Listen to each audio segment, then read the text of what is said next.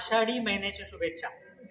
आषाढ म्हटल्यानंतर आपल्याला आठवतोय विठ्ठल आणि महाकवी कालिदास, आणि आम्हाला आठवतात ते माधव कुंटे. कारण हा दुसरा कार्यक्रम आमच्या इथं सादर करतायत. याच्या आधी जुन्या ग्रंथालयात त्यांनी सादर केला. मंडळी, आज माधव कुंटे जी आपल्याला कालिदासाचे मेघदूत या विषयावर बोलणार आहेत, आणि त्यांच्यासाठी आज मेघदूत तयार आहे. पाऊस दुपारपासून पडायला लागले. श्री माधव कुंटे गेली 40 वर्ष अध्यापनाचं काम करत होते. एक यशस्वी शिक्षक म्हणून त्यांनी नाव कमावलेलं आहे. वऱ्हाड चाललंय लंडनला हा एक पात्री कार्यक्रम ते फार छान करतात, आणि त्या कार्यक्रमाला आपण रुमाल घेऊन बसावं लागते. एवढे अश्रू आपल्या डोळ्यातून येतात, ते आनंद अश्रू असतात. अर्थातच पोट दुखायला लागतंय. हा कार्यक्रम त्यांनी मंगळूर मराठी मंडळात सुद्धा केलेला आहे. ते पाठ्यपुस्तक समितीचे पण सदस्य होते, आणि त्याचबरोबर वाङ्मय चर्चा मंडळामध्ये जेवढे म्हणून कार्यक्रम होतात त्या कार्यक्रमाची सर्व धुरा माधव कुंटेंच्या खांद्यावर असते, आणि ते यशस्वीपणे कार्यक्रम करतात, यशस्वीपणे कार्यक्रम आयोजित करतात. त्यांचं आपण टाळ्या वाजवून स्वागत करूया. तत्पूर्वी हा एक सुंदर अंक तुम्ही पण बघा. तरुण भारत तर्फे हा एक सुंदर अंक प्रसिद्ध झालेला आहे. विठू माऊलीबद्दल विशेष अंक आहे. गेल्या वर्षी त्यांनी एक अंक प्रसिद्ध केला होता, तो विठू माऊलीवरच होता, पण त्याचा विषय वेगळा होता. या खेपेचा हा आणखीन एक विशेष अंक आहे, ह्याचाही विषय वेगळा आहे, पण हाही विशेष अंक आहे. या सर्व अंकांची किंमत केवळ 100 रुपये आहे. आपल्या रंजनाकडे हे अंक उपलब्ध आहेत, तुम्ही ते घ्यावेत अशी मी तरुण भारतातर्फे आणि लोकमान्य ग्रंथालयातर्फे तुम्हाला विनंती करतो. सर्व अंक रंजनाकडे उपलब्ध आहेत. माधव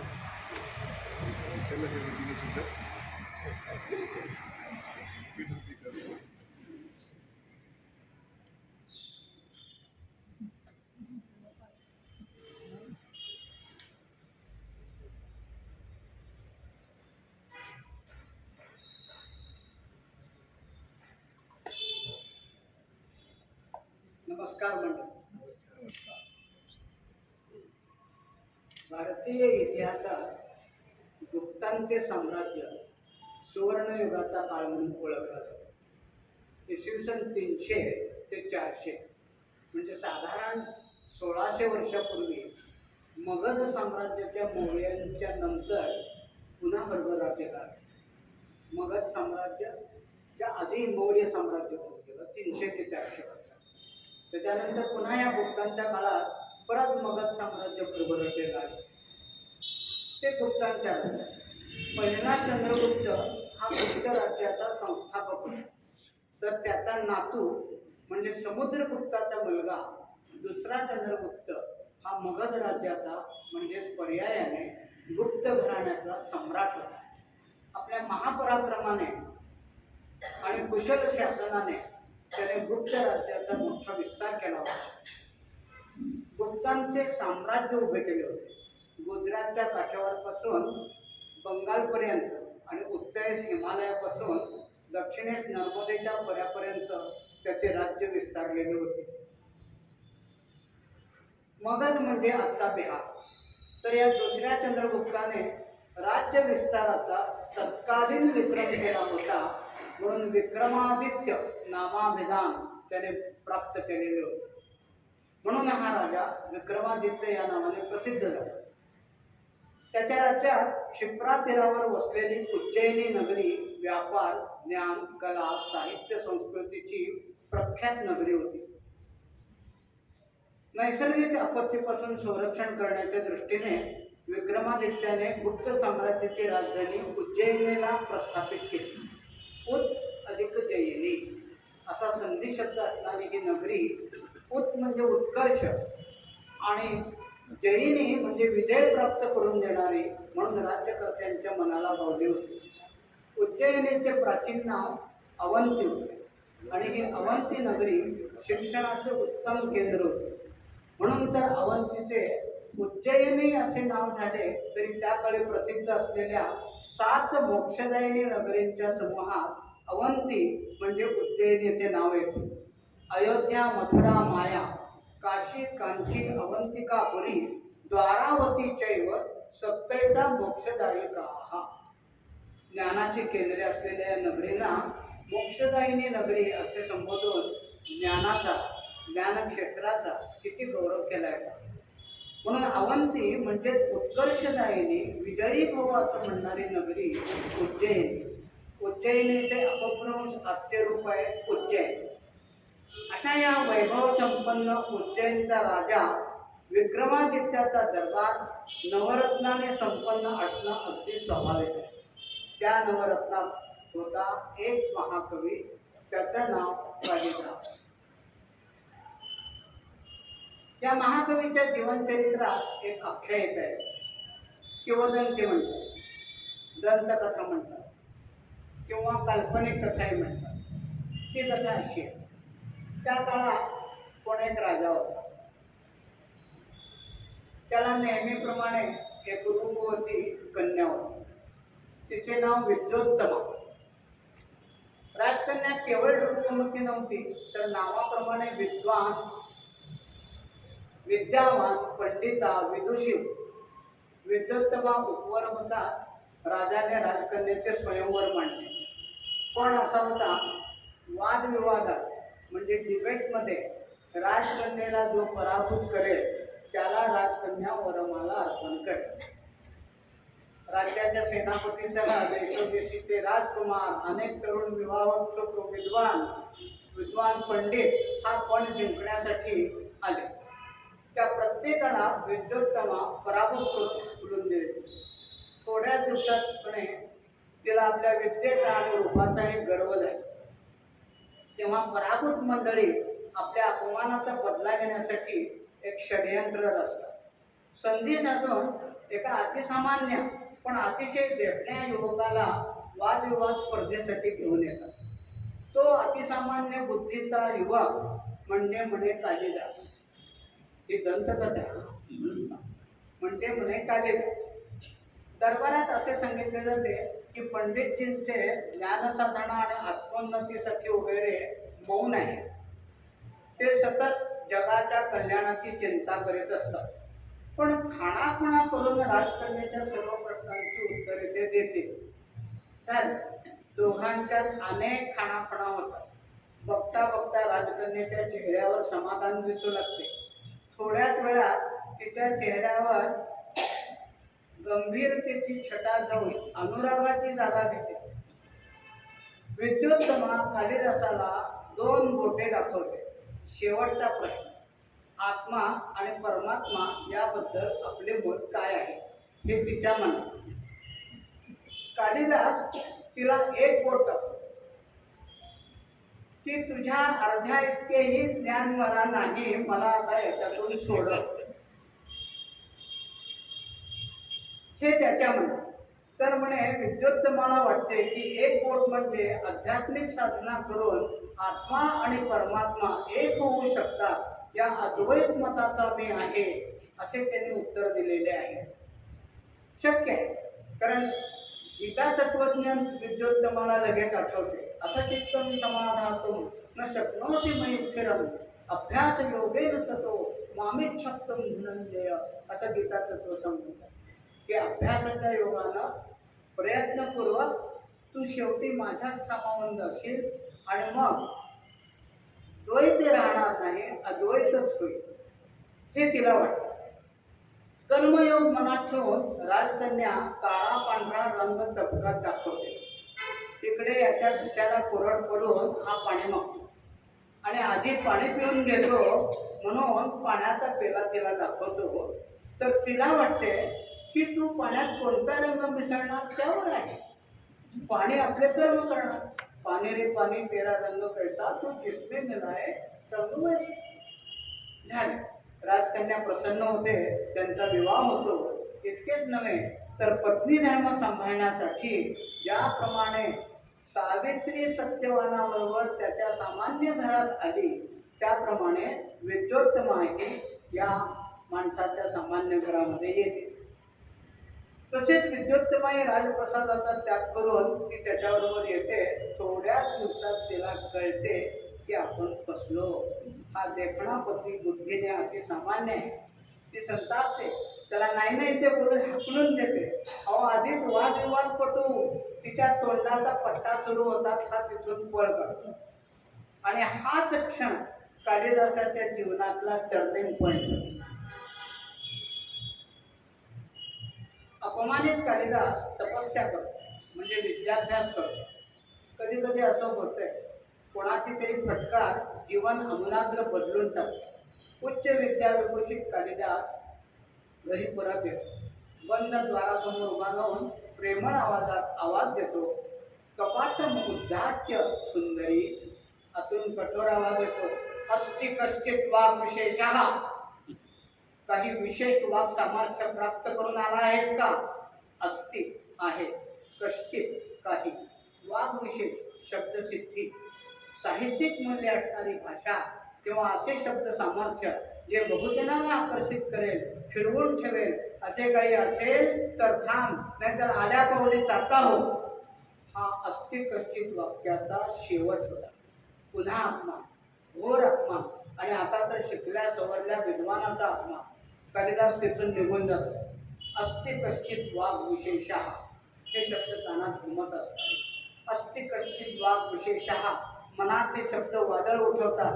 अस्ति कश्चित वाग विशेषः विचारांचे काहूर माजते. आणि या तीन शब्दातून, या तीन शब्दांच्या प्रारंभापासून 3 महाकाव्य निर्माण होतात. अस्ति या शब्दापासून सुरू होते महाकाव्य कुमार संभव. अस्तुत्तरस्याम दिशि देवतात्मा हिमालयो नाम नगाधिराजः. अस्ति उत्तरास्याम दिशि, अस्तुत्तरस्याम दिशि देवतात्मा. कश्चित मेघदूत या महाकाव्याचा पहिला शब्द आहे कश्चित. कश्चित कांता विरह गुरुणा स्वाधिकार प्रमत्त. वाग विशेष वागर्थाविव संपृक्त वागर्थ प्रतिपत्तये.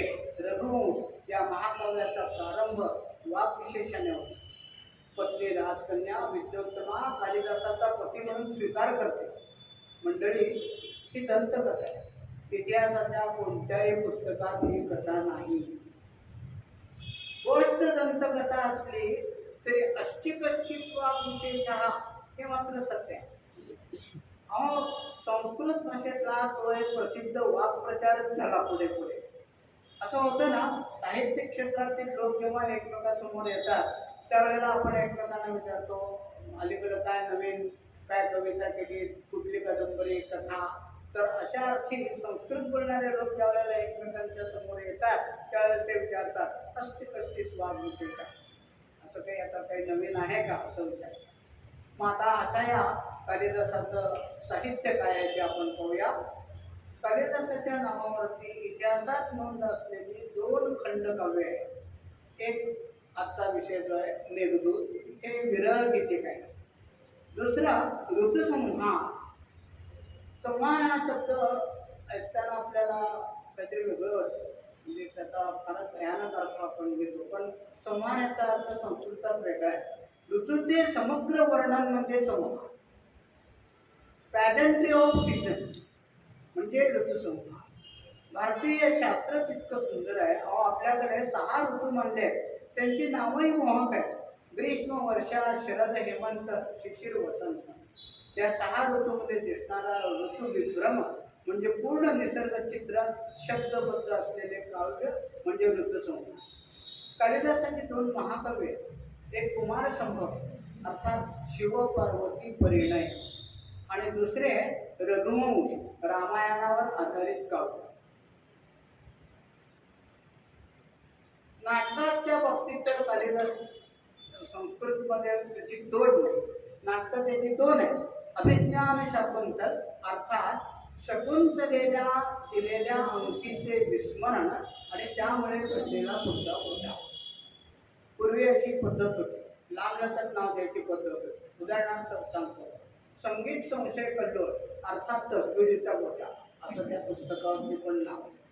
पण संस्कृतात हे थोडक्यात सांगतात. अभिज्ञान शाकुंतल झालं, त्याच्यात आलं. त्याच्यात अभिज्ञान या शब्दाचाच अर्थ आहे विस्मरण. विक्रमोर्वशीय उर्वशी अप्सरा आणि राजा विक्रमादित्य यांची प्रेम कहाणी आहे त्याच्यात. तर तो ज्या राज्यात आहे, विक्रमादित्याच्या राज्यात आहे, त्यामुळं कदाचित त्यानं विक्रमादित्याला त्या नाटकाचा कथानायक करून विक्रमवंशीय नाटक लिहिलं असावं असा एक समज आहे. त्याच्यानंतर नाटक आहे मालविका अग्निमित्र. राजा अग्निमित्र आणि मालविका नर्तकी यांची ती प्रेम कहाणी आहे. कालिदासाची सर्व नाटके स्वांत सुखाय म्हणजे शेवटी आनंद देणारी आहे. साहित्याचे जे विविध प्रकार आहेत, काव्य, कथा, कादंबरी, नाटक, या सर्वात कालिदासाचा आवडता आणि हुकमत असणारा साहित्य प्रकार फॉर्म ऑफ लिटरेचर म्हणजे नाटक. पूर्वी एकंदर साहित्याला काव्य म्हणत असत. नाटककारांना हे नाटक कंपनीवाले याक विराज असं संबोधित असत. काव्येषु नाटकम रम्यम असे म्हटलेच आहे. कालिदासाच्या शाकुंतल नाटकाला भारतीय इतिहासातच नव्हे तर जागतिक वाङ्मयात उच्चस्थान आहे. 1789 मध्ये पहिले इंग्लिश अनुवादित शाकुंतल प्रसिद्ध झाले. तर 1855 मध्ये सर मोनियर विल्यम यांचे इंग्लिश अनुवादित शाकुंतल नाटक मान्यता प्राप्त आहे. जर्मन पंडित गटे यांनी कालिदासाचे अभिज्ञान शाकुंतल हे नाटक जर्मनमध्ये केवळ अनुवादितच केले नाही तर जर्मनीत त्याचा प्रयोगही केला. मॅक्स मुल्लर हा जर्मन संस्कृत पंडित कालिदासाचा भक्तच झाला. रघुवंश महाकाव्य वाचून संपले तेव्हा रघुवंश डोक्यावर घेऊन साधू साधू म्हणून तो नाचला. साहित्य पंडितांनी साहित्याचे वर्णन करताना काव्येषु नाटकम रम्यम म्हटलेच आहे, पण त्यातही पुढे जाऊन असं म्हटलेलं आहे काव्येषु नाटकम रम्यम तत्र रम्य शकुंतला. शाकुंतलासारखं दुसरं नाटक नाही असं पंडितांचं त्या काळात म्हणणं होतं.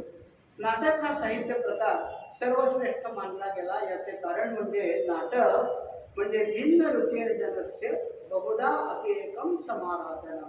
भिन्न रुचीच्या भिन्न आवडीनिवडीच्या माणसांना एकत्रित एकाच वेळी आनंद देणारा साहित्य प्रकार म्हणजे नाटक. आज सिनेमा, आपला चित्रलोक, किती भिन्न भिन्न रुचीचे आवडीनिवडीचे लोक आपण एकत्रित बसतो आणि त्या नाटकाचा आस्वाद घेतो, त्याच्यातून एक काहीतरी मेसेज घेऊन बाहेर पडतो.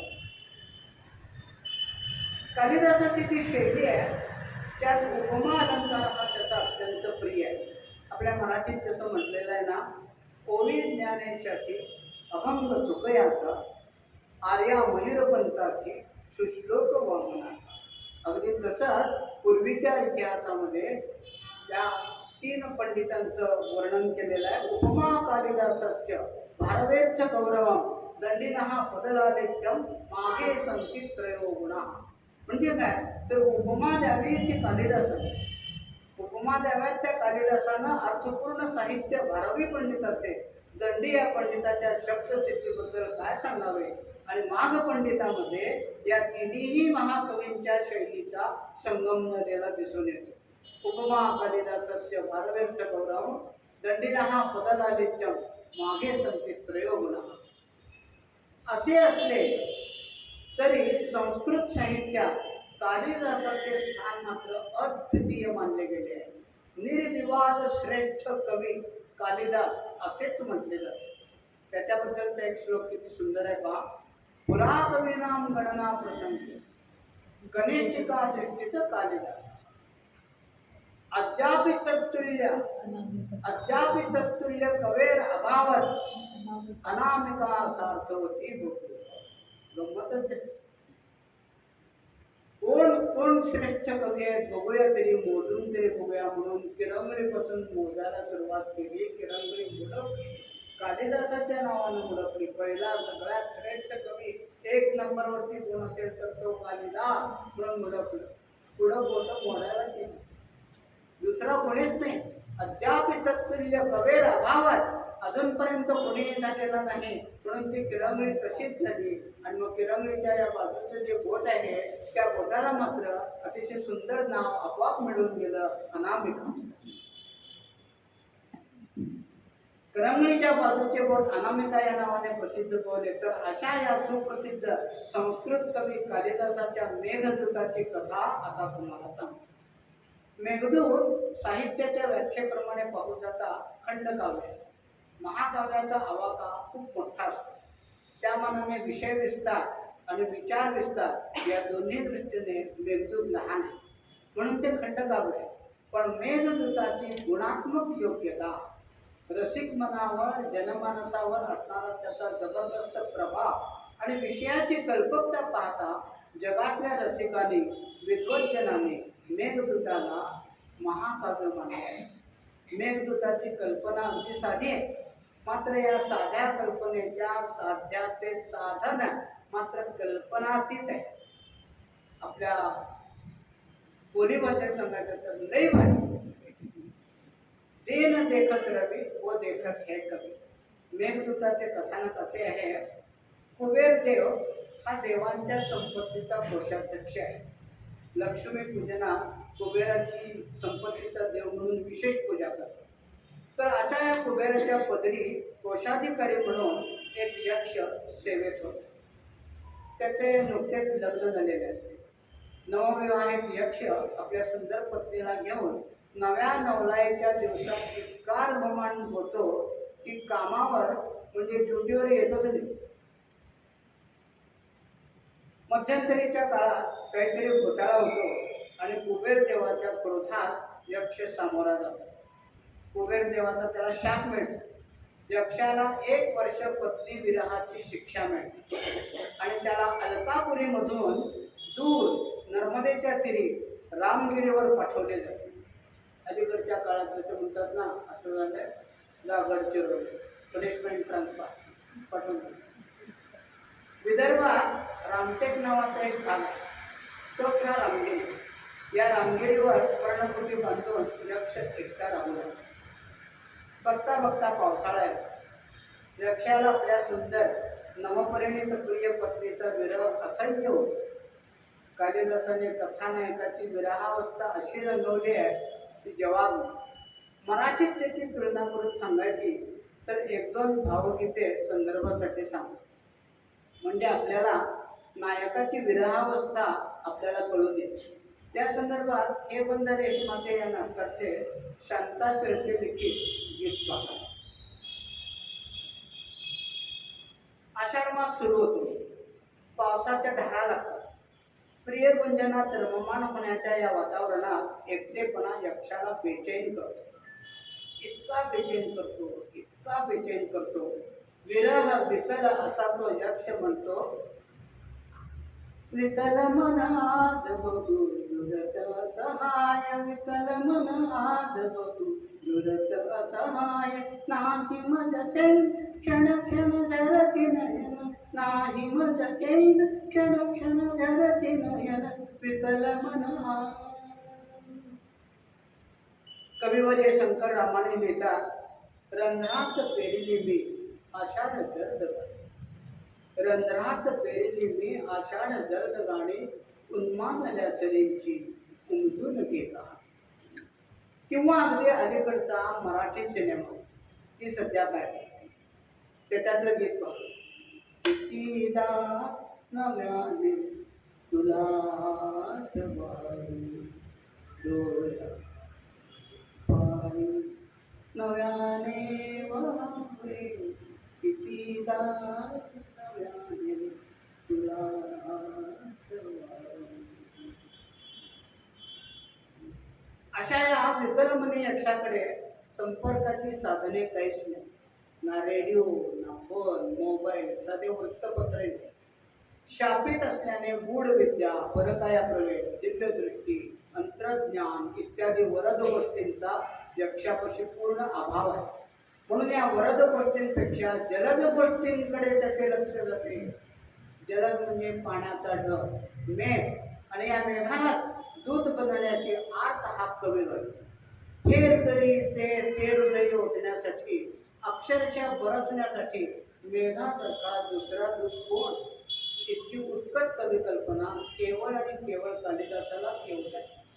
या काव्याचे 2 भाग आहेत, पूर्व मेघ आणि उत्तर मेघ.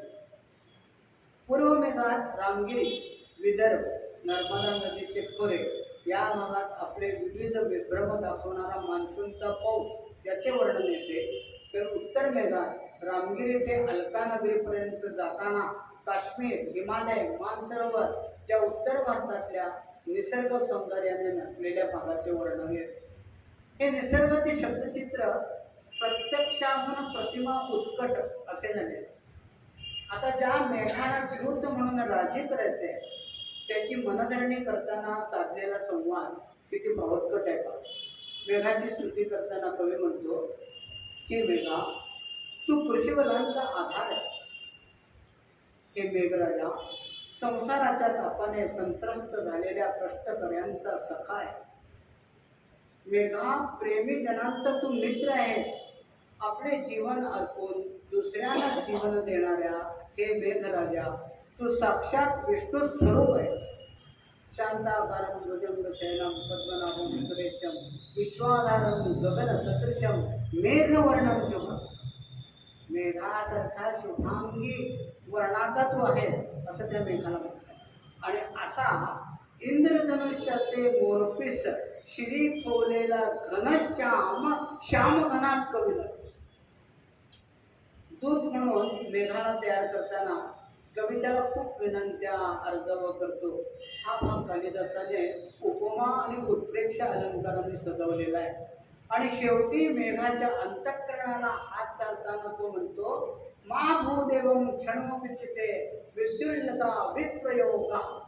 म्हणजे हे भूलोकी अवतरलेल्या देवा तू जसा तुझी प्रिया विद्युल्लता हिच्याशिवाय क्षणमात्र राहू शकत नाही तसाच मी आहे.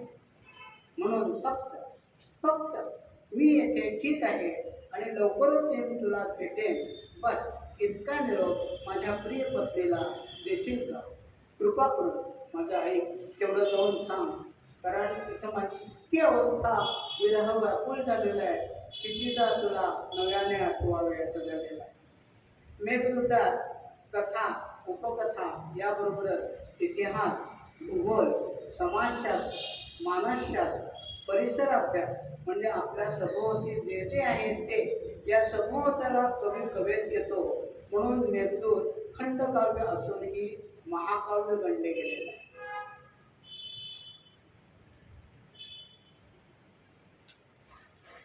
मेघदूते निर्दिष्टानि स्थलानि दर्शयन आलेखा. तत्कालीन हा मेघदूताच्या संदर्भातला नकाशा आहे. त्या काळचा नकाशा आहे की त्या काळात भारतवर्ष म्हणत होते. हा भारतवर्ष कसा आहे त्याच्यात कोणकोणती राज्य आहेत आणि तो मार्ग कसा आहे तिथपर्यंत तो मार्ग कसा आहे आता आपण कालिदासाने मेघाला सांगितलेला मार्ग त्या मार्गावरील महत्त्वाची स्थळे आणि त्याचा परिसर अभ्यास. 1. रामगिरी म्हणजे नागपूरच्या आसपासचा प्रदेश ते मध्य प्रदेशातील विदिशा. 2. आम्रकुट म्हणजे अमरकंटक इथेच नर्मदेचा उगम आहे. 3. रेवा नदी नर्मदेचेच एक नाव रेवा आहे. 4. विदिशा त्या काळातल्या प्रसिद्ध राजधानी नगरीचे नाव. 5. विदिशा ते उज्जैनी. 6. उदयगिरी लेण्याद्री. 7. क्षिप्रा नदी आणि उज्जैनी. 8. उज्जैनी ते कुरुक्षेत्र. 9. देवगिरी. 10. दासपूर म्हणजे आजचे मंदसौर हरियाणा. 11. ब्रह्मावर्त आणि कुरुक्षेत्र. 12. गंगाद्वार म्हणजे हरिद्वार. 13. क्रौंच रंध्र हिमालयातील एका खिंडीचा हा मार्ग आहे. 5वे आहे या खिंडीतून कैलास पर्वताकडे जाता येते. या मार्गाला हंसद्वार असेही म्हणतात.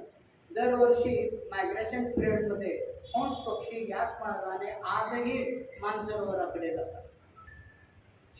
शिवपार्वती पुत्र कार्तिकेयाने हा मार्ग तयार केला असा एक पौराणिक उल्लेख आहे. 14. कैलास पर्वत आणि त्याच्या पायथ्याशी असणारी अलकापुरी जिथे कुबेराचे राज्य आहे आणि कथानायकाचे घरी आहे. आता आपण या स्थळांची यादी पाहिली. 14 स्थळ आहेत. या सर्व स्थळांचे तत्कालीन भारतात असलेले भौगोलिक स्थान तेथील हवामान पर्जन्य नैसर्गिक वनस्पती तेथील लोककला कहाण्या या सर्वांचा धावता आढावा महाकवी कालिदास आपल्या खास वैदर्भी गोड संस्कृत भाषेत घेतो. आणि कालिदासाच्या परिसर अभ्यासाने वाचक मुग्ध होऊन जातो. इथे मला एक आठवण येते. पुण्याला एक डॉक्टर भावे म्हणून आणि डॉक्टर भाव्यांना अत्यंत पर्यटनाची आवड होती. आणि ती कशी तर ऐतिहासिक संदर्भ ते तपासायचे आणि त्याप्रमाणे जायचे. म्हणजे शिवाजी महाराज विशाळगडाकडे निघाले, पन्हाळ्याचा वेढा तोडून निघाले. ती रात, ते पावसाचे दिवस, हे आजकाल कित्येक गडकोट भ्रमण करणारे त्या मार्गाने जाऊन बघतात, त्या रात्री पावसात जातात. तसं डॉक्टर भावे गेले. अशा बऱ्याच ऐतिहासिक आणि पौराणिक पर्यटनाचा त्यांनी वेध घेतला. आणि 10 वर्ष आमचे गुरु मधुसूदन गोखले सर, आमचे प्रिन्सिपल होते ट्रेनिंग कॉलेज, त्याने डॉक्टर भाव्यांच्या वरती एक सुंदर लेख तरुण भारतमध्ये लिहिला. त्याच्यात असं होतं, मला आठवतं की हा मार्ग हवाई मार्गानंच जाऊन बघायला, कारण मेघ गेले, मेघ जमिनीवरून गेला नाही, हवाई मार्गाने गेले. म्हणून डॉक्टर भाव्यांचं असं म्हणणं होतं की मी हवाई मार्गाने जाणार.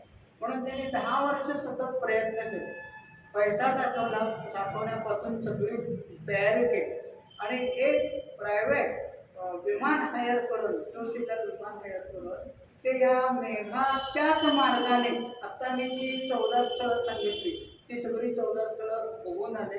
आणि त्यांनी असा उल्लेख केलेला आहे की आज जरी आधुनिक जग खाली दिसत असलं तरी कालिदासाच्या मेघदूतातला जो मार्ग आहे तो आजही आपल्याला या मार्गाने गेलं तर सापडतो. म्हणून कालिदासाबद्दल म्हटलेलं आहे, अद्याप तत्तुल्य कवेर अभावात, आजपर्यंत असा कवी झालेला नाही.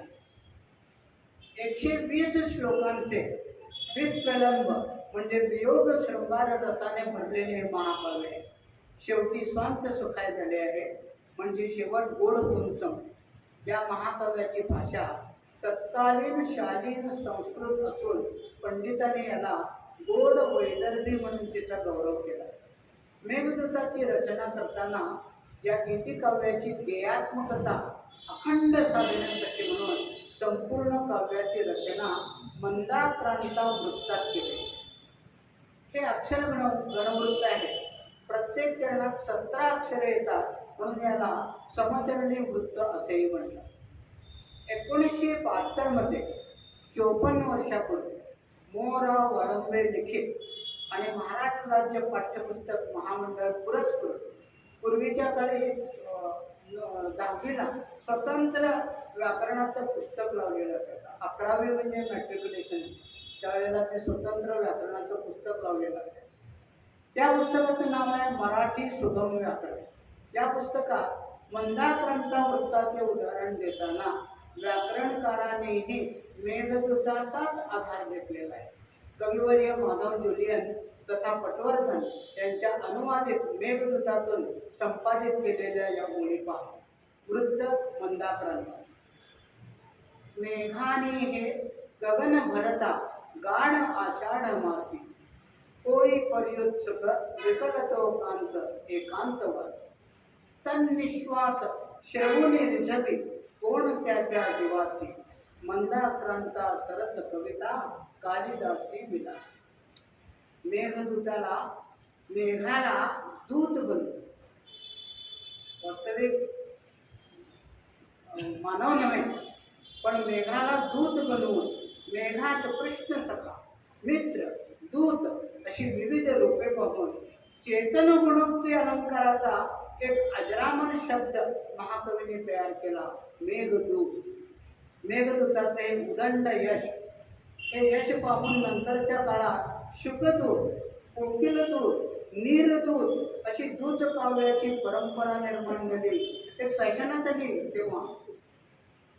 मेघदूत काव्याचे संस्कृतातून आंतरराष्ट्रीय भाषांमध्ये अनुवाद झाले आहेत. इंग्लिश, फ्रेंच, जर्मन, श्रीलंकेची सिंहली, उत्तरेत तिबेटी या सर्व भाषांमधून अनुवाद झालेले आहेत. सर्व प्रमुख भारतीय भाषांतून मेघदूताचा अनुवाद झालेला आहे. एका मराठीत 11 कवींनी आपापल्या परीने मेघदूताचा अनुवाद केला आहे.